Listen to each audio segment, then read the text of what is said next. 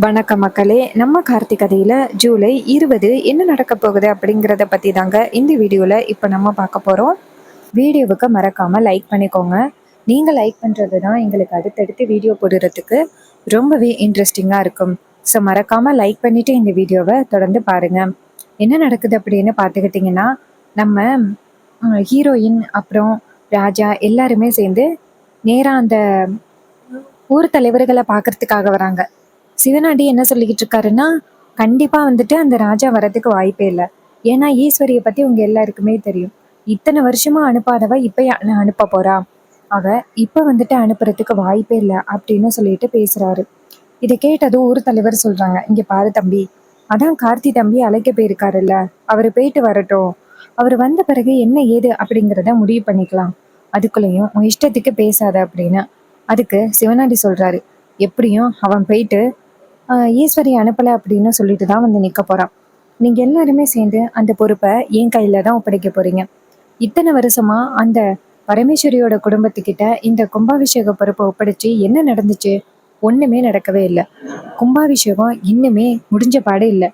ஏற்கனவே ஒரு தடவை கும்பாபிஷேகம் நடக்க போகும் பொழுது அபிராமி இறந்துட்டா. அதனால கும்பாபிஷேகம் நின்றுச்சு.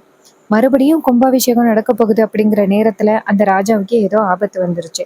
இதே மாதிரி ஒவ்வொரு முறையும் ஏதாவது ஒரு வகையில பிரச்சனை வந்துகிட்டே இருக்கு. நீங்க அந்த பிரச்சனை உள்ள குடும்பத்துக்கிட்ட இந்த கும்பாபிஷேக பொறுப்புகளை ஒப்படைக்கிறதுக்கு பதிலாக என்கிட்ட ஒப்படைச்சா நல்லா இருக்கும் அப்படின்னு. அதே நேரத்துல கார் வந்து நிக்குது. ஊர் தலைவர் சிவனாண்டியை பார்த்து, இங்க பாரு, அங்க கார்த்தி தம்பி வந்துட்டாரு அப்படின்னு. அப்ப சிவனாண்டி சொல்றாரு, பாத்தீங்களா, அவன் மட்டும்தான் வந்திருக்கான், ராஜாவை கூட்டிட்டு வரல அப்படின்னு. அப்ப பார்த்தா கார் வந்து நிக்குது. அந்த கார்ல இருந்து ராஜா, ரோகிணி எல்லாருமே இறங்குறாங்க. அவங்கள பார்த்ததும் சிவனாண்டிக்கு ரொம்பவே ஷாக்கிங்கா இருக்கு. ஊர் தலைவர் சிவனாண்டியை பார்த்து, என்னப்பா, அவங்க வரமாட்டாங்க அப்படின்னு சொன்னேன், பாத்தியா கண்ணு முன்னாடி வந்து நிக்கிறாங்க. இதுக்குதான் நான் அப்பவே சொன்னேன், கொஞ்சம் பொறுமையாயிரு அப்படின்னு. என்னைக்குமே கார்த்தி தம்பி ஒரு வாக்கு கொடுத்தாருன்னா அது நிறைவேற்றாம இருக்கவே மாட்டாரு அப்படின்னு. அப்ப ஹீரோ அந்த இடத்துக்கு வராரு. வந்துட்டு ஊர் தலைவர்களை பார்த்து, என்னங்க, இங்கேயாவது தேவையில்லாம குலைச்சிக்கிட்டு இருக்காங்க போல அப்படின்னு. ஊர் தலைவர் சொல்றாரு, ஆமா தம்பி, இந்த சிவனாண்டி வந்துட்டு ஊர் பொறுப்புகளை என்கிட்ட கொடுங்க, நான் பாத்துக்கிறேன் அப்படின்னு சொல்றான். ஆனா எங்களை பொறுத்த வரைக்கும் அவன் மேல எங்களுக்கு சுத்தமா நம்பிக்கையே இல்லை. அவன் கண்டிப்பா இந்த ஊர் பொறுப்புகளை நல்லபடியா பாத்துக்கிறவன் கிடையாது. அதனாலதான் தம்பி உங்ககிட்ட ஒப்படைக்கணும் அப்படின்னு நாங்களும் இத்தனை காலமா காத்துக்கிட்டு இருந்தோம். சரி, உங்க மாமா வந்துட்டாரு, அவரே வந்து சொல்லிட்டாருன்னா இந்த சிவனாண்டி கேட்டுருவான் அப்படின்னு. அப்ப ஹீரோ சொல்றாரு, நீங்க சொன்ன மாதிரியே நான் என் மாமாவை கூட்டிட்டு வந்துட்டேன், அவரே இப்ப சொல்லுவாரு, வாங்க மாமா அப்படின்னு. அப்போ ரேவதி வந்துட்டு எல்லாரையும் பார்த்து, இங்க பாருங்க, அங்க போயிட்டு நீங்க யாருக்கிட்டையும் அதிகம் பேசுற வேலை வச்சுக்க கூடாது அப்படின்னு. மயில சொல்றாரு, என்ன ரேவதி, வர வர அத்தை மாதிரியே நடந்துக்கிற. ரேவதி சொல்றாங்க, மாமா, நான் ஒரு ஒரு செகண்ட் சொன்னது சரிதான், வாங்க அப்படின்னு. உடனே அவரும் சரி வாங்க போகலாம் அப்படின்ட்டு அங்கேருந்து போறாங்க. அங்க போனதும் ராஜா வந்துட்டு எல்லாரையுமே கையெடுத்து கும்பிடுறாரு. ஊர் தலைவர் ராஜாவை பார்த்து கையெடுத்து கும்பிட்டு, ஐயா வாங்கய்யா, உங்களுக்காக தான் காத்துக்கிட்டு இருந்தோம். கோயில் கும்பாபிஷேக பொறுப்புகளை உங்க கையில ஒப்படைச்சு கும்பாபிஷேகத்தை நல்லபடியா நடத்தணும் அப்படின்னு தான் நாங்களும் காத்துக்கிட்டு இருந்தோம். அதுக்கு ராஜா சொல்றாரு, இங்க பாருங்க, கோவில் கும்பாபிஷேக பொறுப்புகளை என் மருமகன் நல்லா நடத்துறதா சொன்னாரு. அதே மாதிரி என்னையும் கூட்டிட்டு வந்துட்டாரு. கோவில் கும்பாபிஷேகத்தை இன்னும் 2-3 நாளையில நல்ல சீர சிறப்புமா பண்ணிடலாம், நீங்க எதுக்கும் கவலைப்படாதீங்க அப்படின்னு. ஊர் தலைவர்கள் ரொம்ப சந்தோஷப்பட்டு, ரொம்ப நன்றியா, நீங்க எப்போ உங்க வாயிலேருந்து வந்து சொல்லுவீங்க அப்படின்னு நாங்களும் காத்துக்கிட்டு இருந்தோம். அதே மாதிரி கார்த்தி தம்பியை உங்களை கூட்டிட்டு வந்துட்டு கோவில் கும்பாபிஷேகத்தை நடத்த போறாரு. அவர் ஒரு தடவை வாக்கு கொடுத்தா கண்டிப்பா அதை சரியா நிறைவேற்றிடுவாரு அப்படின்னு. அதுக்கு ஊர் தலைவர்கள் சொல்றாங்க, ஆமாம், ஒரு தடவை சொன்னா அவர் கண்டிப்பா நிறைவேற்றிடுவாரு அப்படின்னு. அப்ப ராஜா சொல்றாரு, ஆமா, என் மருமகன் என்னைக்குமே ஒரு தடவை வாக்கு கொடுத்துட்டாரு அப்படின்னா அதை நிறைவேற்றாம இருக்கவே மாட்டாரு அப்படின்ட்டு. அப்போ ஊர் தலைவர்கள் சொல்றாங்க, சரி வாங்க, கோவில் பூஜைக்கான நேரமாகுது, போயிட்டு சாமி கும்பிடலாம் அப்படின்ட்டு இங்கேருந்து போயிட்டு சாமி கும்பிடுறாங்க. அம்மனுக்கான பூஜைகள் நடந்துகிட்டு இருக்கு. முத்து நேரா சிவனாண்டியை பார்த்து, என்ன மவனே இது, நீ கோவில் கும்பாபிஷேகத்தை எடுத்து நடத்துவ, கடைசி வரைக்கும் அந்த ஈஸ்வரி ராஜாவை கும்பாபிஷேகத்துக்கு அனுப்ப மாட்டா அப்படின்னு பார்த்தா திடீர்னு அவ பாட்டுக்கு அனுப்பிட்டா. இந்த விஷயம் மருமவளுக்கு தெரியுமா இல்லையா, அவகிட்ட என்ன ஏதுன்னு கேளு அப்படின்னு. உடனே நம்ம வில்லனும் சரி அப்படின்ட்டு நேரா அவர் பொண்டாட்டிக்கு ஃபோன் அடிக்கிறாங்க. அவங்க ஃபோனை பார்த்துட்டு, ஐயோ, அவர் தான் ஃபோன் பண்றாரு, கண்டிப்பா அங்க ஏதோ பிரச்சனை நடந்திருக்கு போல, சரி அப்படின்னு ஃபோன் அட்டன் பண்ணி சொல்லுங்க அப்படின்னு சொல்ல, சிவனாண்டி கேட்குறாரு, என்ன சந்திரா, சாதாரணமா சொல்லுங்க அப்படின்னு சொல்ற, இங்க என்ன நடக்குது, அந்த டிரைவர் பையன் வந்துட்டு கோவில் கும்பாபிஷேகத்துக்காக உன் மாமாவை கூட்டிட்டு வந்துட்டான். அவனோட பொறுப்புல கோவில் கும்பாபிஷேகம் நடக்க போகுது. என்ன சந்திரா நடக்குது இங்க அப்படின்னு. அதுக்கு சந்திரா சொல்றாங்க, என்னங்க எனக்கே ஒன்றும் புரியல. அக்கா காரி பாட்டுக்கு அவ இஷ்டக்கு இதெல்லாம் பண்ணிக்கிட்டு இருக்கா. எனக்கே என்ன பண்றேன்னு புரியலங்க அப்படின்னு. அதுக்கு அவர் கேட்குறாரு, இங்க பாரு, உன் அக்கா இதுக்கு என்ன பதில் வச்சிருக்கா? அவ கண்டிப்பா அனுப்ப மாட்டா. அவ அனுப்பியிருக்கா அப்படின்னா ஒண்ணு அவ வந்துட்டு அந்த கார்த்தியை மன்னிச்சிருக்கணும், இல்லைன்னா அவ வேற ஏதோ பிளான் வச்சிருக்கணும், நீ போய் கேளு அப்படின்னு.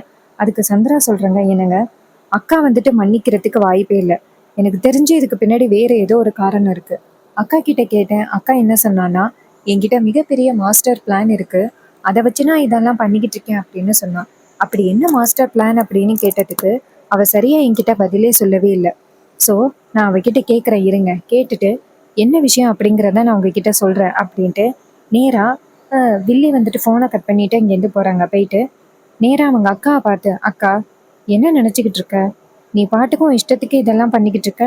இங்கே பாருக்கா, அந்த டிரைவர் பைய வந்துட்டு கூப்பிட்டதோட எப்படி வந்துட்டு நீ மாமாவை அனுப்பலாம்?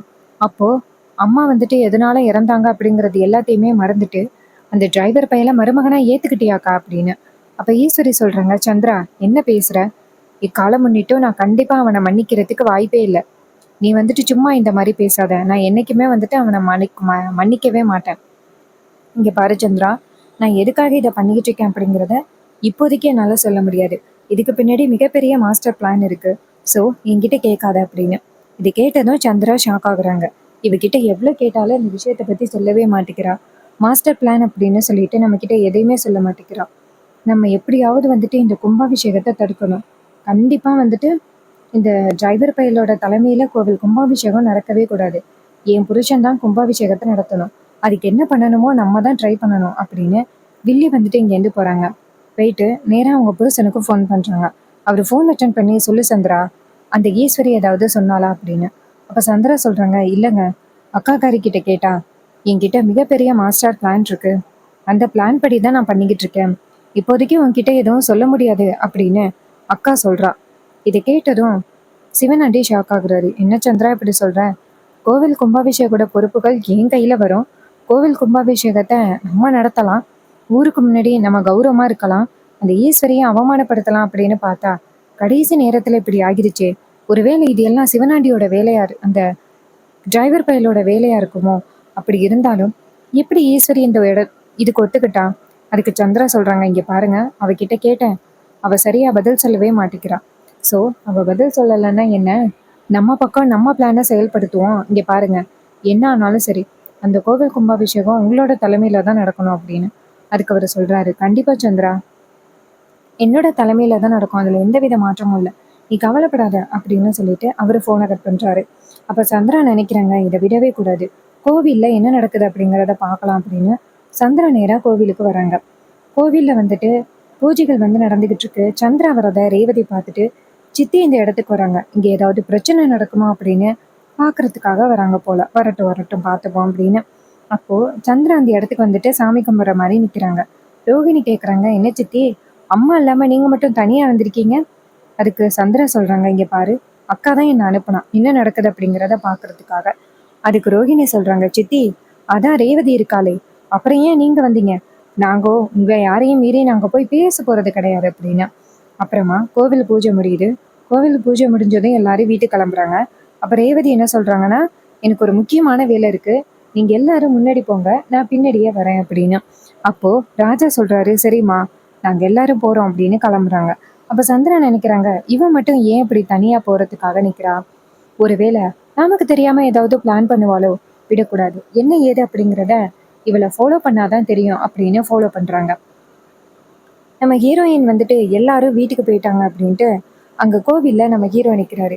நேரா ஹீரோ கிட்ட போயிட்டு மாமா அப்படின்னு சொல்ல, ஹீரோ திரும்பி பார்த்து, சொல்லு ரேவதி, இங்க பாரு, அடிக்கடி இந்த மாதிரி என்கிட்ட வந்து பேசக்கூடாது, ஏதாவது ஒரு பிரச்சனையில மாட்டிக்கிறதுக்கு வாய்ப்பு இருக்கு அப்படின்னு உங்ககிட்ட சொல்லியிருக்கேன்னு, அப்புறம் ஏன் வந்து பேசுற அப்படின்னு. அப்ப ரேவதி சொல்றாங்க, என்ன மாமா, நான் உங்ககிட்ட கூட பேசக்கூடாதா? நான் எவ்வளோ ஆசையோட வந்தேன் தெரியுமா, கோயிலுக்கு வந்திருக்கேன், எனக்கு ஒரு முழம் பூவனாச்சும் வாங்கி கொடுக்கலாம்ல மாமா அப்படின்னு. அப்ப ஹீரோ சொல்றாரு, சரி பூ தானே, இரு வாங்கி தரேன் அப்படின்னு ஹீரோ ஒரு கடைக்கு போயிட்டு பூ வாங்கிட்டு வராரு. வாங்கிட்டு வந்து நேரா ரேவதி கிட்ட கொடுக்க, ரேவதி சொல்றாங்க, என்ன மாமா பூவை தலையில வச்சு விடுங்க அப்படின்னு பார்த்தா இப்படி கையில கொடுக்குறீங்களே, தலையில வச்சு விடுங்க மாமா அப்படின்னு.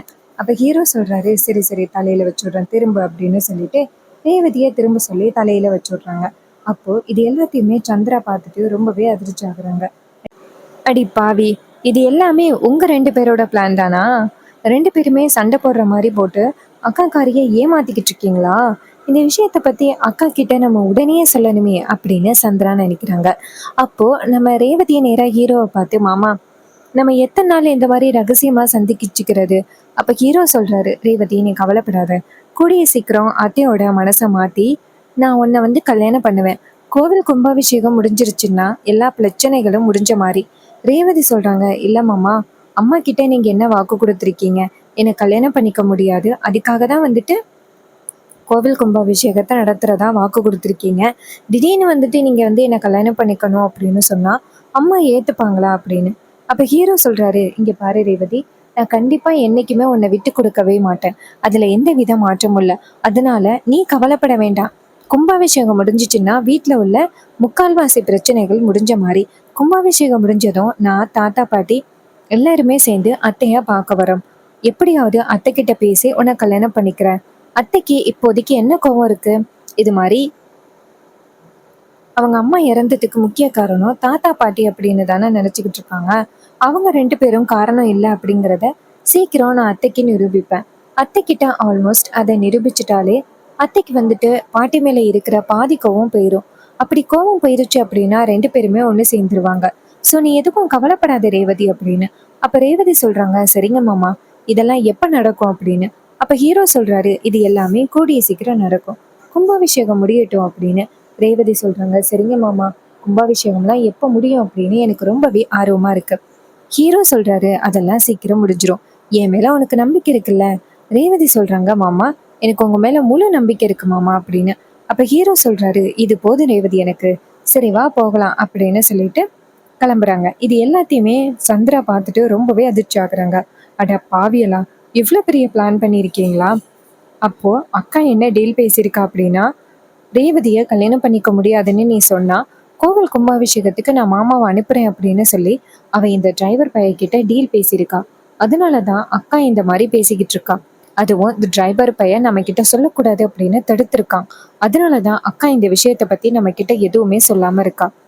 எவ்வளவு தைரியம் இருக்கும் இவனுக்கு! இந்த ரேவதியும் கார்த்தியும் இன்னும் பேசிக்கிட்டு தான் இருக்காங்க அக்காவை ஏமாத்தி. இந்த விஷயத்த பத்தி நம்ம அக்கா கிட்ட சொல்லி ஆகணும் அப்படின்னு ஈஸ்வரி நினைக்கிறாங்க.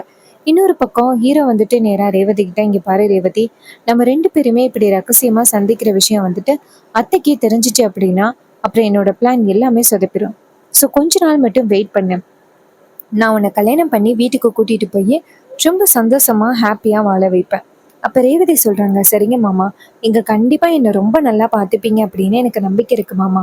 அப்ப ஹீரோ சொல்றாரு, சரி ரேவதி, நான் வீட்டுக்கு கிளம்புறேன் அப்படின்னு. அப்ப ரேவதி சொல்றாங்க, சரிங்க மாமா, நீங்க வீட்டுக்கு கிளம்புங்க அப்படின்னு. அப்ப ஹீரோ அந்த இடத்துல இருந்து கிளம்புறாரு. ரேவதி நினைக்கிறாங்க, ச்சே, மாமாவை இன்னும் எத்தனை நாள் பிரிஞ்சிருக்க போறோமோ தெரியல.